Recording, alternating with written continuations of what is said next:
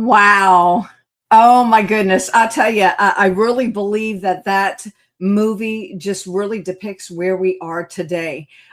Truly being challenged, but not only that, just to hold on tight, guys.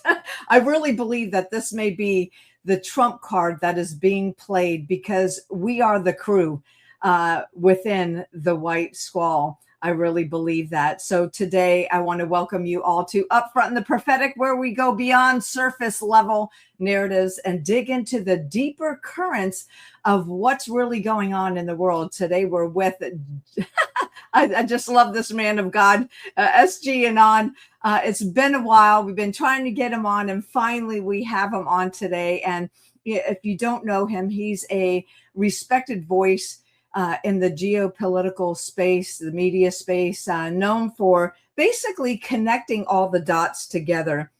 And right now, we're seeing that the headlines are pointing towards escalation with Iran. But what if the real objective here isn't military conflict at all? Well, we're going to find that out. Well, with us today to unpack what's really going on is SG Anon. How are you, my brother? Doing well, Francine. Thank you for having me back. It's good to be here. Oh, it is so great to have you back with us. And, I really believe, we are at that point where it's, where we go, we go one, we go all. And that's for sure. I mean, there's just so much going on. We're seeing almost like a split too, SG, some that were on board are now kind of segueing off. And I believe that there's a reason for all that. Wouldn't you say so? Well, if you're talking about this sort of like perceived division that's coming out of different factional components of MAGA or this broader America First movement, I think that you're seeing a natural filtration event that happens with every people-led movement all throughout history. There's always a check and balance on the progress. Momentum builds and then it ebbs and then it flows again, and then it sometimes reverses in on itself and does a self-check, and then it builds again and moves forward again. And this is not anything to be worried about or afraid of. And I've been trying to tell people this really since these divisions began. But what it does do is it allows us to take a lens, right, a magnifying glass, if you will, and examine, well, what do people actually think, feel, and believe about America First? What do people think, feel, and believe about God's Great Awakening? What do people think, feel, and believe about this idea of a new earth that we're all building together and how that's going to work? And it allows for a great deal of clarity, a great deal of expansive understanding and expansive conversation to happen. And it also allows for the shaking out of the few truly bad apples that are, a part of the bunch. And you do have some, and some of them are, motivated by an agenda and they're nefarious in nature, and others are simply motivated by self-interest. And I think that makes them, a little bit more sincerely transgressive rather than just out and out, malfeasant against us. But what it allows is it brings this public opinion, this public discourse back to the gavel plate, if you will, where it was always supposed to be. And that's exactly the process that I think we're living through right now. I think you have a lot of individuals that have a hard time, quote unquote, trusting the plan. I think you have a lot of individuals out there that don't understand that there is a plan, and that's sort of a bridge gap that has to be made there, and that has to be talked about by people like those that are on this broadcast, and some of the folks that follow my work and others. We need to be outspoken about these types of things and let people know that there is a design, that there is a plan, and it is God's plan, but it's also a plan that was contrived to be executed through human hands. And so we're seeing that done now with the Trump administration, despite the chaos. We're seeing that done. We saw that done dramatically all throughout the Biden years here in the United States, and especially because of the chaos that caused a lot of people to pay attention. But when you really look at what happened, who did it help? It certainly didn't help the central bankers. It certainly didn't help NATO. It didn't help the Luciferian occultists who are being quite literally shelled by Russia mid-2022 in Ukraine. So looking at what's happening right now, there is a method to the madness, but when things turn up, when the temperature inside the pressure keg begins to really get sweaty, you have some that are not able to keep that calm demeanor on. They're not able to assuage that faith deeply enough, or maybe they need a reminder about that faith in order to move forward, to see it in a different light. And that's the period of time of growth, in my opinion, that we're living through literally right now. Oh gosh, absolutely. Well, it's just like that the beginning of that movie, that trailer. There was growth that the crew had to go through, and that's exactly right, SG. Do you think that Trump is actually now playing the Trump card?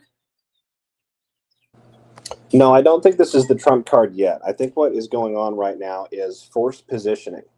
And what to think about that in sort of like a term that a lot of people will relate to. We talk about forced positioning or repositioning things around the world. It can be likened to that psychological manipulation that occurs between like middle schoolers or high schoolers when one person wants one party to think something about another party and then wants that other party to think something about them. And so they sort of play off the orbit around those parties. You have different people that you can sow narratives with. You have different people that you can, sort of inoculate against a revelation that's going to come from one party or another. Or perhaps you can plant a rumor amongst that crowd or a crowd 2 degrees out of that orbit and move it through that orbit into that crowd. Right? These are tactics that we all sort of implicitly understand because we all lived there at one point in our lives. We all walked these types of situations and navigated this type of uncertainty, oftentimes in our youthfulness. But it's just as effective and it's just as real at the adult level in a far more complex and sort of multidimensional layered way. Someone said to me not very long ago, do you think that President Trump is waging war on Iran because of the actual reasons that he's saying? Do you think that he's actually waging war on Israel because of what's happening inside of Israel and there? Or do you think he's waging war on the Gulf states because of what's happening as a result of the Gulf state situation? And I said, Trump's not waging war on anyone. Trump is allowing the vestiges of the central banking mafia, the central banking empire, to wage war on itself. And that's exactly what we're seeing happen right now. Who's really suffering with what's occurring in the Persian Gulf and in the Middle East and in that broader Asiatic landscape? It's certainly not the North Americas, although we pay a price at the pump, but that's about the biggest pain that we're experiencing right now. It's certainly not the people of South America. They have different problems and projects of their own that they're still navigating, but you're seeing a lot of stress created inside of Western Europe and Central Europe. You're seeing a lot of stress created in Africa, North Africa, and Sub-Saharan Africa. And these playgrounds, these stomping grounds, are essentially some of the oldest bastions of resource control and monetary flow control that exist connected to the royal families of Europe, the central banking mafia bloodlines, the Swiss corporations that manage a great deal of that trillions of dollars in wealth for some of these royal families. These are the individuals and parties that are having to really pay the price ultimately. And unfortunately, we the people are in the same house with them. And so there is a sort of shared pain, if you will, certainly much more focalized for these other institutions and interests, but there is still a shared pain that applies to everyone that's in the house together. And just for your audience out there, I want to clarify really quickly. When we talk about creating this pain, someone said to me in response to that about 2 weeks ago, well, you've got these oil stocks that are just flying through the roof. How is that pain for them? It's pain because the difference between what is real and what is perceived as real is growing by leaps and bounds. It's a bubble literally that's being created, a gap that's being created by what is being promised versus what can actually be cultivated, refined, and delivered. And when the bubble in that space, when that arena begins to truly burst and pop, it's going to have such a market cap to it, such a reverberative effect that it will force other bubbles to pop across the economic landscape. And that will occur primarily in the Western world landscape and then sort of reverberate out to the global South. And this is going to force the redefinition of energy markets all around our planet, the same energy markets that have been centralized away from the control of we the people will be forced into a new dynamic. They'll be forced into a way of examining how they conduct trade, how they conduct flow, how they move things from point A to point B across boundary lines, across maritime shipping, how that's conducted, whether or not we see aircraft or aerial transportation innovated and then invented and brought out to the fore is something that remains to be seen. But the entirety of that landscape will shift when that bubble pops, and that will force a redefinition of finance because you're going to have to find a way to keep the entire world's economy from plummeting into oblivion. So the Strait of Hormuz, and this significant equation really taps into the root of Britain, doesn't it? I mean, and the corruption that's been, coming out of that country. Wouldn't you say? I absolutely would. If you research the pedigree of the late Ayatollah Khomeini from Tehran, you will find that he is either the son or the nephew, and I can't remember exactly which one, but I think he's the nephew of a British oil tycoon. Oh, This is wow. not someone who is Persian born and bred. This is not someone whose blood lineage and heritage is predominantly Iranian. And so there is this overlap connectivity to the West that obviously exists because of that familial dynamic.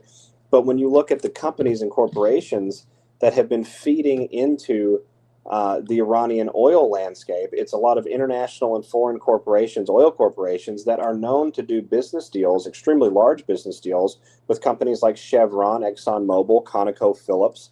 And so all of these different groups have had access to the playground of the Middle East, the playground of the Persian resource landscape for a very, very long time. So, the Hormuz Strait, I think, is right now being used more as a scapegoat than anything else to Mm. blame a great deal of these problems on, because the landscape has been sort of, pockmark detonated, if you will, in the lead up to these situations. It's been purposefully weakened at the knees through the activities of American oil and energy independence, through the activities of certain European countries transitioning away from oil and moving towards nuclear. I think France was one of the countries that did that. Spain might have been another country headed in that direction.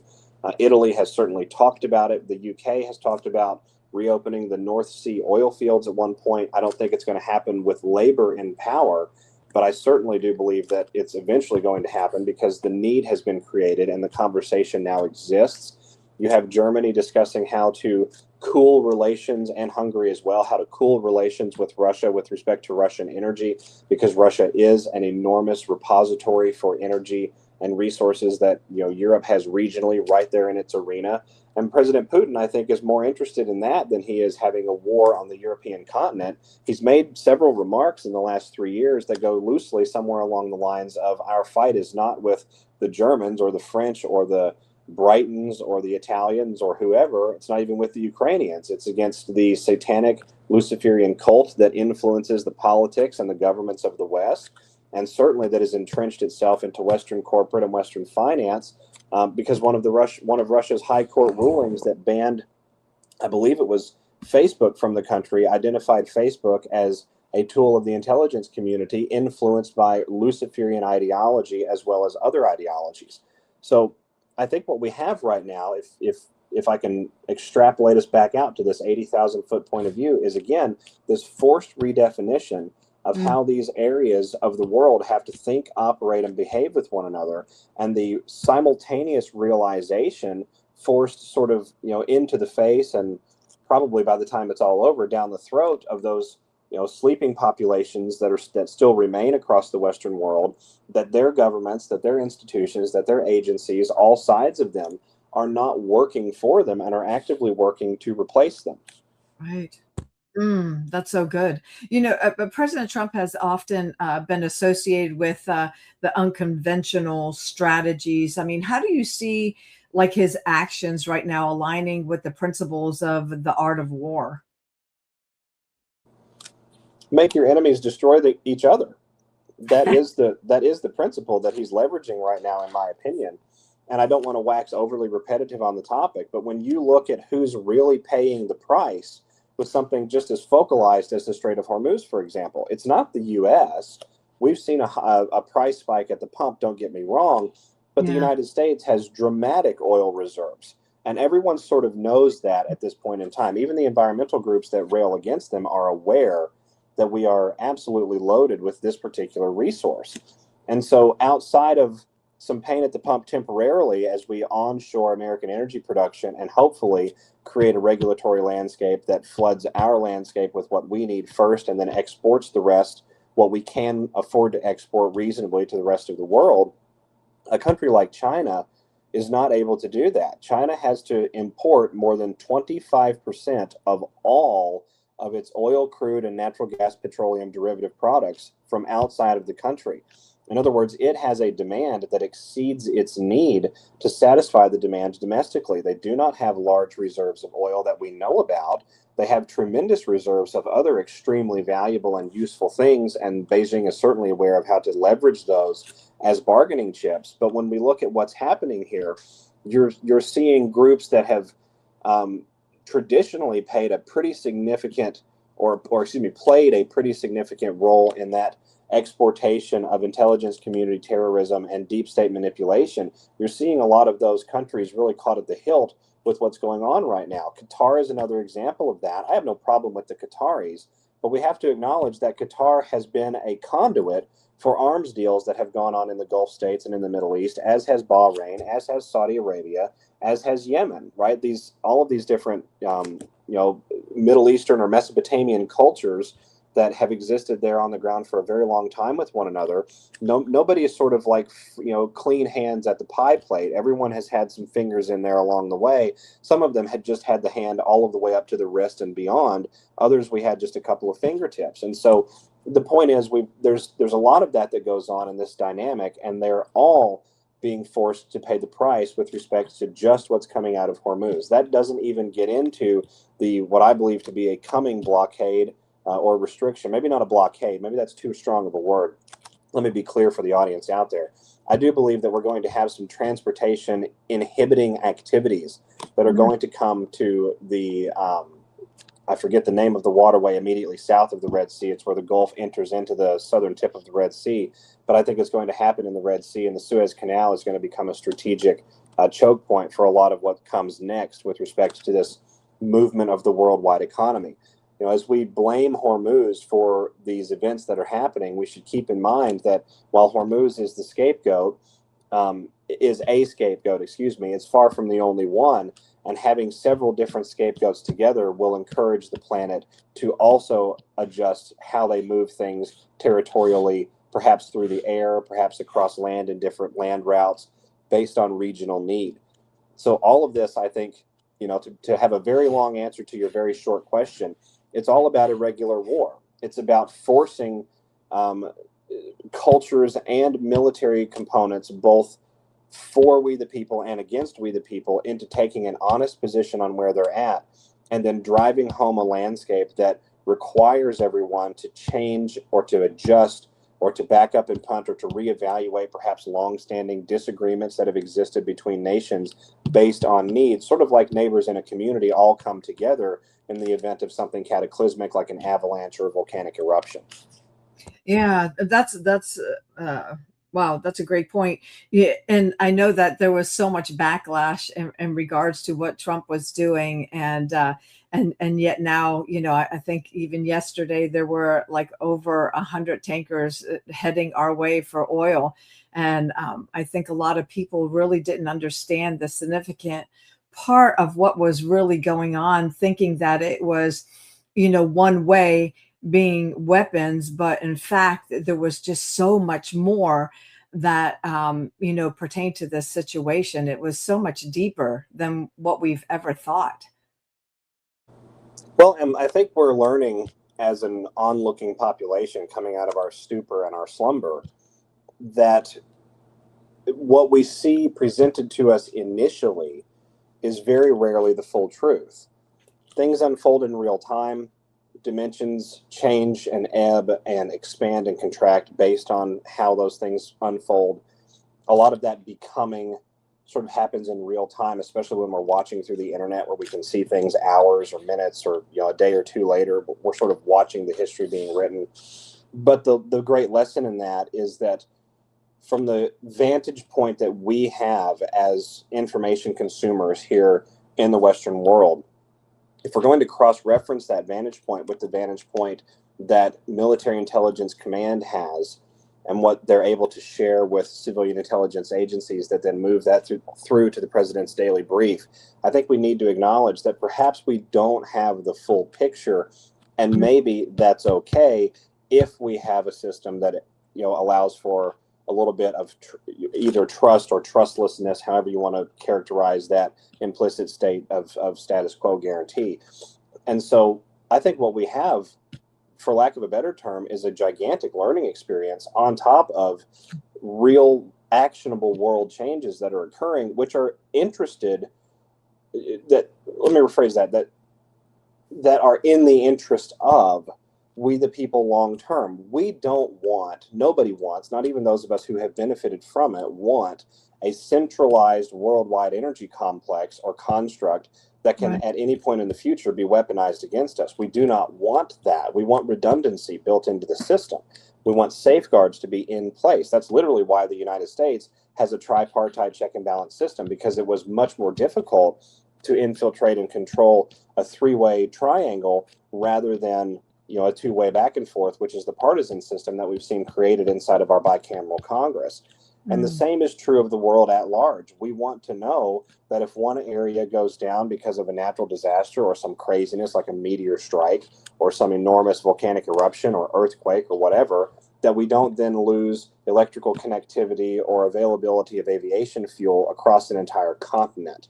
And so looking at what's happening right now in the world, these are the questions that are being fielded by all of the foreign ministers really in real time right now as they seek to iron out different ways of doing things. And you have delegations that have traversed between nations that don't normally do a lot of direct interaction with one another just since the Iran war began, talking with one another about the movement of grain, the movement of fuel, the movement of fertilizer derivatives, the movement of petroleum derivatives, the movement of urea and nitrate for fertilizers all around the planet, or nitrogen, excuse me, for fertilizers all around the planet.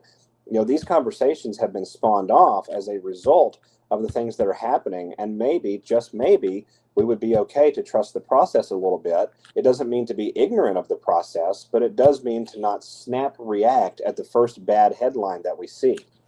Yeah, that's so good. We've heard Trump too, as of late, use the term reset, but I believe that there are so many out there that, they're thinking that it's through a financial, lens.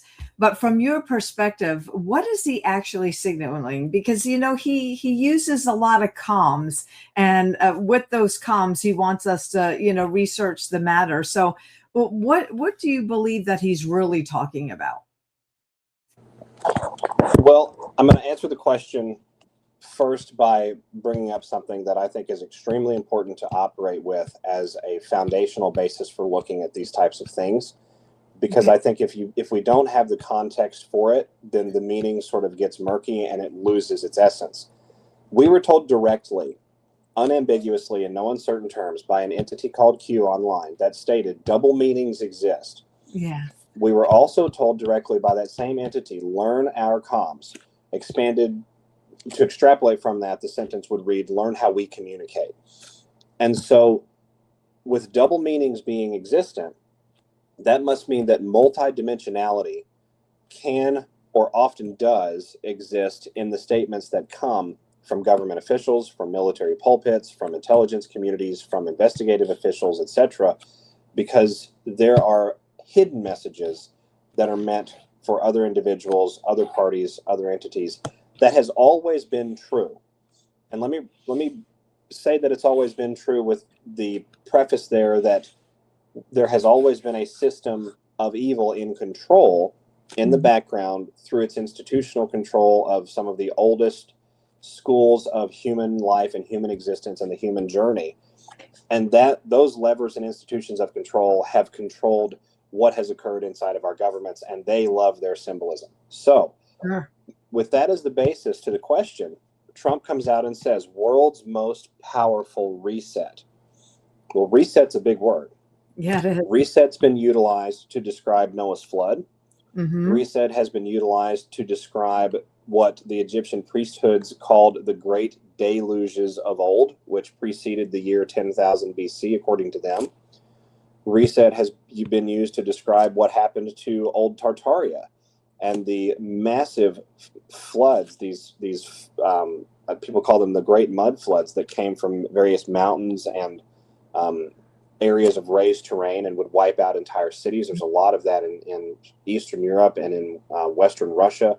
You can see evidence of it in North America. Cincinnati actually is one of those places that had a pretty significant event. And so reset has been used to describe those events as well. Reset has also been used to describe finance. It's been used to describe commerce. It's been used to describe valuation inside of various worldwide markets, which affect finance. And it's been used to describe currencies.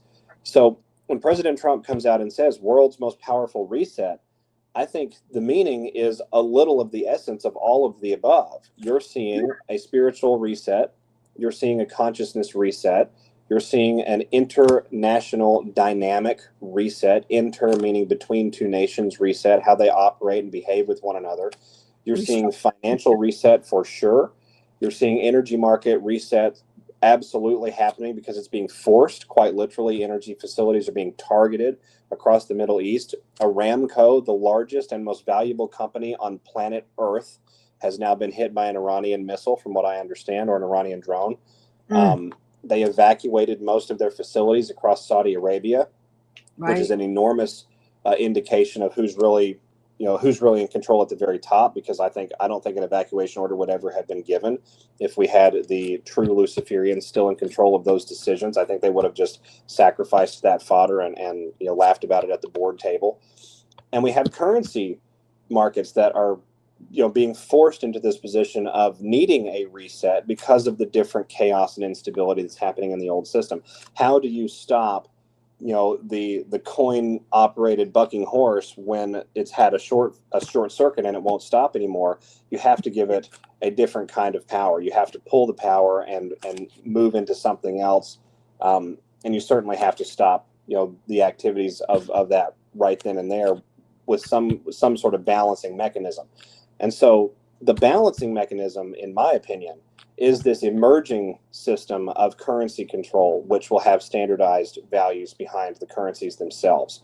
And the currencies will drive the monetary policy, which will drive the fiscal policy, which will drive international commerce. It's sort of like a downstream thing, but you have to go to the singularity. You have to get to the source. And I think President Trump is trying to drive that reset in particular.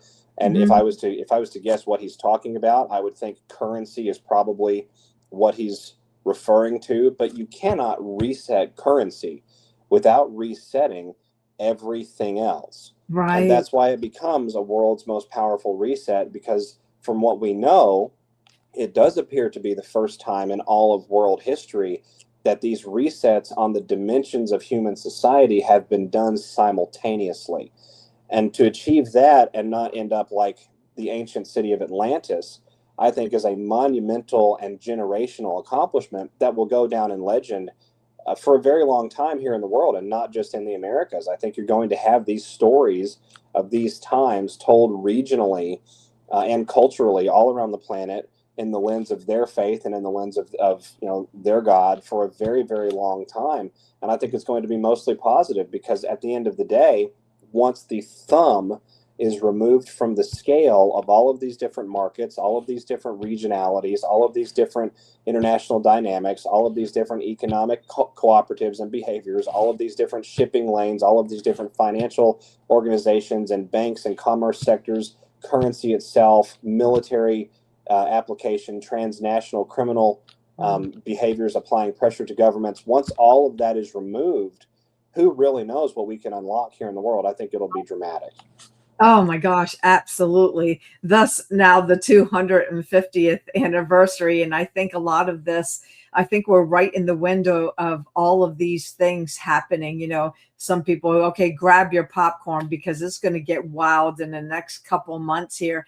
And so what you unpacked here was really a restructuring of global power and control systems across the board. That's huge, and so many of us, SG, we were like, okay, this is the, years ago, 4 or 5 years ago, oh, we're right there. But oh my gosh, we were definitely not right there.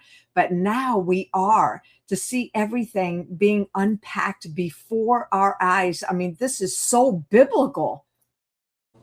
It absolutely is. And I want to remark on that, if I can, for just a moment. I think all of us have had to step back and appreciate the pace, but I do think that a lot of the reason that you had many individuals as early as 2019, 2020, and 2021 talking about being right there, we're on the cusp, we're on the precipice. I think that's a function of having the eyes to see and understanding where the book ends, understanding where the play goes, Mm. and being extremely excited to know that for the first time we write a story as one human civilization that does not end badly for us, that does not end in, some sort of serpentine interest or some sort of secret societal devil taking control of components of this planet and wrenching that away from the bloodlines that were given control of the world to begin with. And so looking at that and beholding it in real time, I think about what it would be like to have been like the prophet Jeremiah, Oh, knowing what was going to happen, knowing what was coming, seeing things begin to move in that direction in real time, and what that must have been like for him. Now, of course, in that story, the ending is not so good. This was a man who was given a vision of pretty significant destruction that would befall God's yeah. temple and the entirety of the city and the nation. And so as you're watching those pieces fall into play, I'm sure was very, very, demanding and upsetting. But the opposite, in my opinion, is happening now for a great many individuals out there who can see that this goes to a place, not utopia per se, but certainly a more balanced, more fun, way more enjoyable standard of life and standard of living and basic expectations about life than Yeah. what we have known in generations past and in generations before. And we're all sort of conscious of that process happening. So it becomes difficult, I think, to extract ourselves and appreciate that for a group of consciousness over a long period of time, or excuse me, for a group of consciousness, it takes oftentimes a longer period of time for things to shift and set in, because you do need to find agreement on some collective issues, but you need enough variety to maintain the excitement, to maintain the contrast, if you will, the things that continue to drive us forward and give us that vigor and that determination and that true diversity, not DEI, but actual true diversity, which Right. leads to all sorts of wonderful new inventions and advances and advancements and things like that. So I don't want to wax too long on the issue, but it's an amazing time to be alive, Yes. because acknowledging what we had before and then moving into what we will have, maintaining that vision despite timelines and despite time frames, that is how we win. That is the definition of faith. Oh my gosh, absolutely. And you just brought a verse to me in regards to taste and see that I am good. And, I see that God has ordained Trump for such a time as this, President Trump, for such a time as this. And when you look at what the Lord has always intended for us, healing, and then we have the med beds, right? The financial, and then we have everything that was stolen from us, be it birth certificate, so many other things coming back to us. I mean, this truly is a taste and see that I am good moment of what God has been planning. We trust the plan and we trust God's plan and what He has for us. And so that's what you just said. Just brought that to my memory, because we are heading for a different times to where people are not struggling, because all people will benefit, not just those that have currency or other investments, but all people. So we are in a great time. I would agree with that tremendously. And it's difficult, I think, for patriots to maintain the rosy colored glasses. And I think sometimes you run the risk of being called intellectually irresponsible, right? Well, you're not acknowledging what I'm seeing right in front of my face and the meaning that I derive from that. Ergo, you must have some sort of deficiency. And I don't think that that's a good way to look at it either. I think what you have truly is dimensionality that hits different people at different levels. You have a lot of the alternative media landscape now that has begun to break itself into what I would have characterized as, a non-adjacent playing grounds for a long time. Things like what happened with Pizzagate, Sure. the stuff that went on, the true stuff that went on with Epstein. When we talk about true stuff, we're talking about the different layers of depth to that and the depravity that was involved in that, much more than just the simple act of trafficking, which itself is certainly depraved, but you have different levels of what is of that sadism that I think you can rank with that. And so seeing a Sure. lot of those subject matter being tossed about now by what I would characterize as sort of like post-mainstream names. Tucker Carlson is one. You have several others out there that have taken, Cam Higbee is another one who's talked about this. Theo Vaughn has talked about it pretty significantly. These are individuals with very, very massive reach. They're relatively moderate politically. They don't appear on their face to be ideologically motivated. It's difficult to tell, of course, these days, but on their face, it doesn't appear to be a thing. But yet they are broaching these very serious topics about geoengineering and chemical warfare and the stuff that goes on with Epstein, the stuff that goes on inside of our governments, these very, very wasteful sort of recreational parties that government officials are going to, oftentimes not in Washington, D.C. The Bilderberg Group, being in Washington in 2026. I just saw that very recently covered on, I forget, I can't remember the name of the podcast right now. It might have been Joe Rogan, but it was covered, very recently, just within the last few weeks, about where that was going to be held and what to expect for that.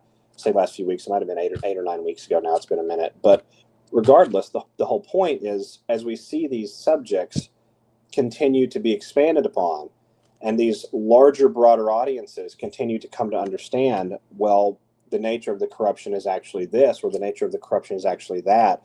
It's not very long before they arrive at bloodline families, the Illuminati, the royals of Europe, potential non-terrestrial demonic influence, a great deal of the occultism, behind secret space programs like NASA, for example, and others.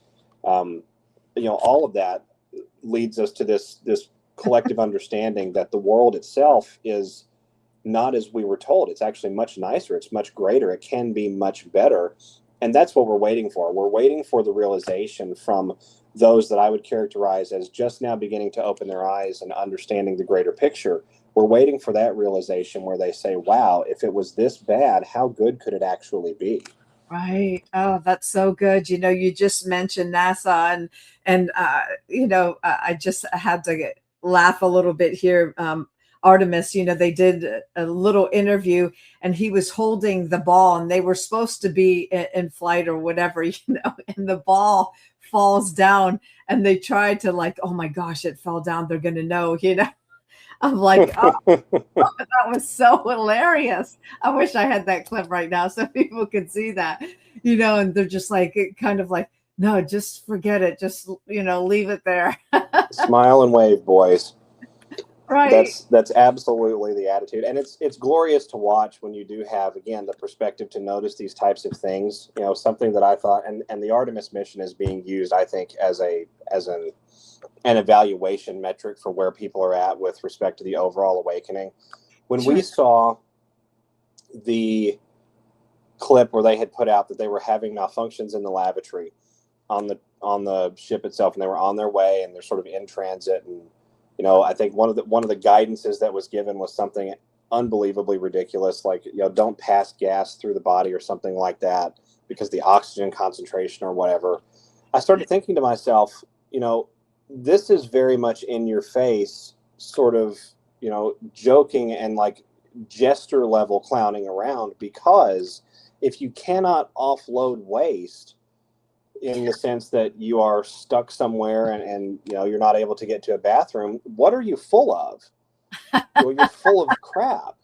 And Right. so looking at what's happening, it's just, in my opinion, I think this entire Artemis excursion and escapade, while extremely encouraging and extremely enheartening and empowering for the United States, its people, its citizenry, I don't want to knock the benefit of that whatsoever. All of that is true. All of that is authentic in the sense that it generates a real reaction, but it's not, in my opinion, actually happening. I think that what we're being told here, or what's happening here, is a broad show and tell.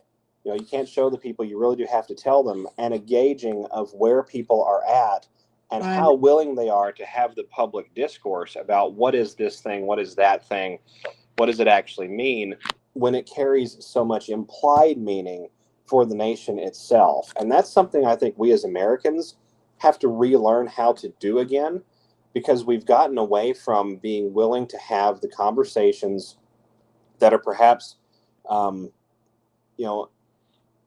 at perpendicular purposes with one another, Yeah. we have to have those conversations, even when it's something that we care deeply about, even if it's about our history or about our participation in active conflict or about our participation and status as a place in the world. Like with these space undertakings, we have to acknowledge what is real, what's not, and engage on these topic matters and filtrate that truth, or filter, excuse me, that truth out for ourselves, so that we arrive at a conclusion that does in fact represent the self-representative majority. We do have a democratic style republic. We have a representative majority that is supposed to have its will reflected, with the rights of the individual always maintained and kept intact. So how do we do that again? And I think that's something that we're learning here with things like Artemis. But yes, the CGI with the videos was, I thought, relatively second class. I didn't think that it was overly impressive. We've got this grainy footage of all of these different things that Artemis did that looks like they filmed it underneath water in a swimming pool, and I can't imagine why it looks that way. Right. It looks like it's all from 1973 and just recycled with different layovers in the film. And so all of that, plus the ball incident that you described, the clear messaging from the failures that they're having on board and these types of things. The video that we have from, this isn't from Artemis, but this is from the Blue Origins or Blue Horizon, whichever one is Jeff Bezos's space excursion thing. The video we have of them accidentally popping the hatch door from the inside prior to Bezos arriving with his lever to actually take the door off. So they had to do a reshoot. It was literally a take two. All of these things let us know that we're being played with in some way, but it Right. also allows us to come together as a collective and unify on the same basic understandings. And we need to have those understandings before we can have any sort of cohesive civilizational dynamic with one another, or with what we'll call angels and demonic entities moving forward. Yeah, I absolutely agree. Just want to give a shout out to Susan. Glad you're here as well. And people are responding and enjoying what they're hearing today. SG, totally amazing. Then we have President Trump trolling the Pope. And I believe that too is just to draw people to do their research on who this guy really is and what they've been doing for centuries. Wouldn't you agree? I would. I sort of look at Pope Leo as a figurehead that, may end up completely transforming the Catholic Church, and maybe not even because of his active influence so much as his passivity on certain things, and his willingness to comport with other things that I think fly in the face of the faith itself. I'm not an expert on Catholic faith, and so I want to preface my opinion on this whole issue by acknowledging my ignorance of it, because I'm not an expert in the rituals and the rites and the different sacraments that they use and how those festivals and feast days are observed. But I do notice when a church leader is, seemingly much more involved in arenas that don't primarily concern themselves with the church, then perhaps makes sense. And I've seen a lot of that with Pope Leo, various political statements that almost seemed out of place. Right. Not necessarily like bad statements, but just statements that didn't seem appropriately timed. It didn't seem like they made a great deal of sense with respect to stuff in Africa, stuff in the Middle East. It's very interesting to see some of the stuff that he said about Israel, because I personally am not a huge fan of the Israeli government, but I don't believe some of the things that the Pope actually shared were fundamentally true. I don't think they were well researched. And so, looking at this and seeing the evolution of, Christianity overall in the Western world, and the resurgence that it's making, and the genuine seeking to connect to the Spirit of Christ and what Christ taught us that we were supposed to connect to through Him. I think a great deal of that helps to inform individuals, helps to inform our response to individuals like the government of the Vatican, or like the governance of the Catholic Church, the Vatican Church. And it would not surprise me again if we start to see this, begin to dismantle the upper echelons without imploding the entire church body, because you don't want to alienate 2.5 billion people of faith if Sure. you are an overarching interest attempting to return the planet to a proper state of balance, because that doesn't help anything either. What you do want to do is provide enough of an on-ramp for people to stay true to the tenets of their faith, stay true to what they know to be true with respect to God, with respect to how they see the world, with respect to their history itself, but also enough of an off ramp at the very top where they can dissociate a little bit and accept that their institution, their school of thought, their belief and faith house was sort of taken over at the very, very top. And it was done so quietly and so clandestinely that not a lot of individuals, after a certain executive management level at the very top, not a lot of individuals were aware of what was actually occurring and how that that co-opting had happened over the last 1,500 years or so. I think it goes back as early as like 382, 384. So, looking at all of that and seeing how that has evolved, Pope Leo he almost seems like the perfect figurehead for that, because he's just milquetoast enough to not really push in any direction, which I think tends to alienate all sides. Even Christ said, let your yes be yes and your no be no. And this is someone that doesn't seem to want to do that. But the times that he does do that, it almost seems unrelated to what the general business of the papacy would be about. Oh my gosh, yeah, absolutely. And hey, I was raised Catholic until my mom got spirit filled, and filled with the Holy Ghost and fire, and then we realized, what we had stepped into. But there are a lot of wonderful Catholics out there, and a lot of them are segueing into like the charismatic move, to where they're really celebrating, the gifts of the Holy Spirit and opening to that. So there is a reawakening to the truth, and really finding out what that faith or that religion, I would say, really was or is about. So yeah, there's a lot going on within different faiths. I mean, we have the oh, okay. Yep. Gotcha. And so a lot going on. So, lastly, let me just ask this, because I know time is precious here for you. I'm very busy. So what should people be paying attention to right now, that maybe isn't highlighted in the mainstream media?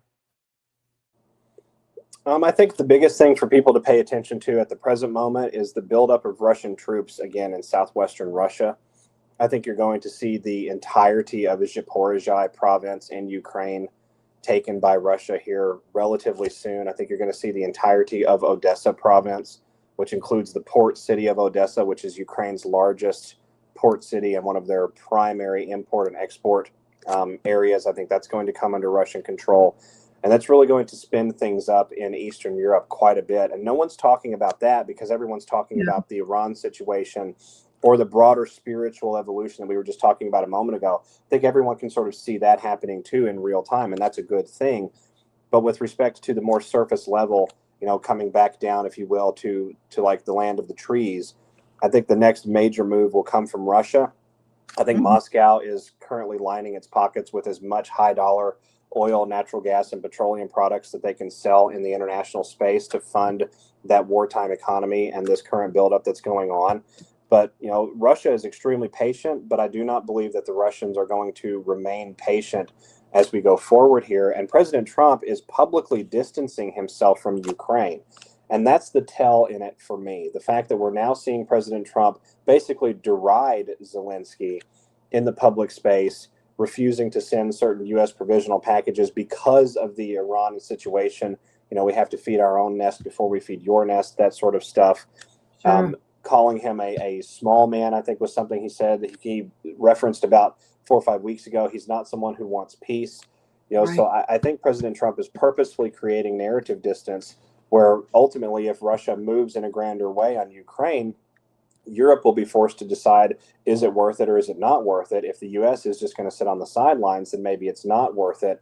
And I think that's where you'll see any sort of major NATO counter punches, if you will, begin to come to the fore. And I would estimate that we see some of that. I don't want to give like hard and fast time frames, but I would be surprised if we did not see movement on some of those campaigns as the winter begins to really thaw up there in Eastern Europe sometime over the next 30 to 90 days.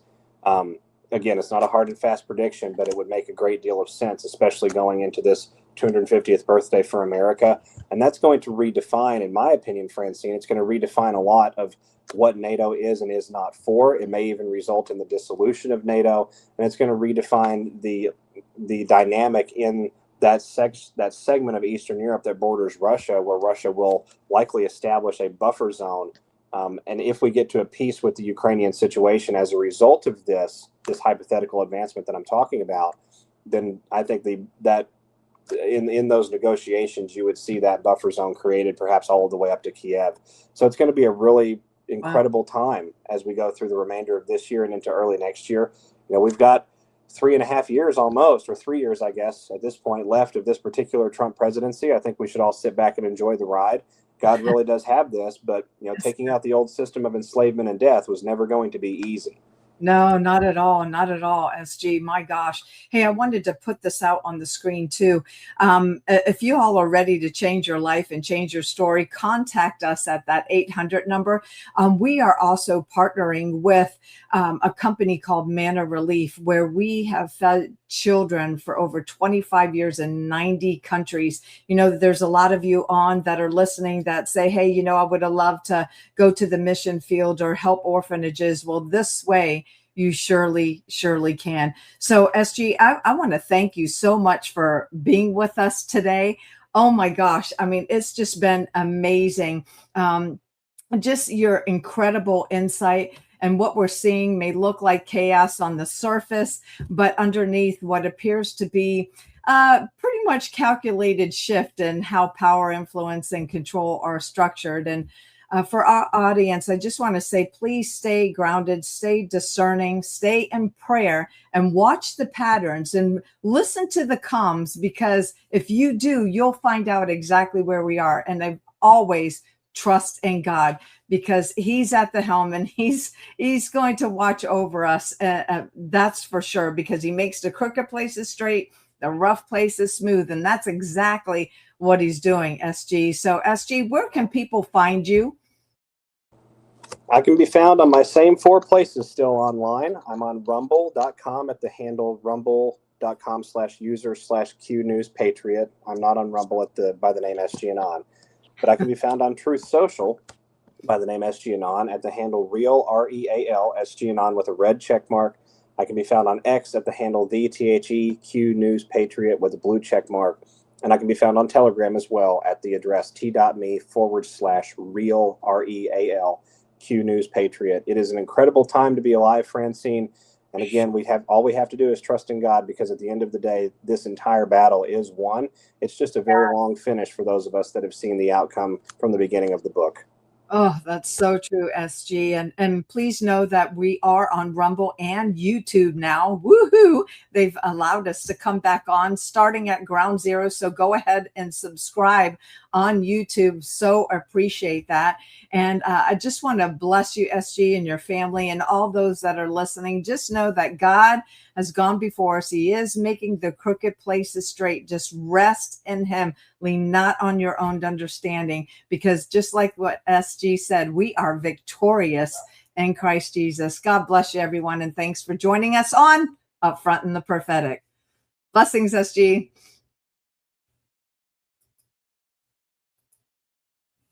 Woohoo!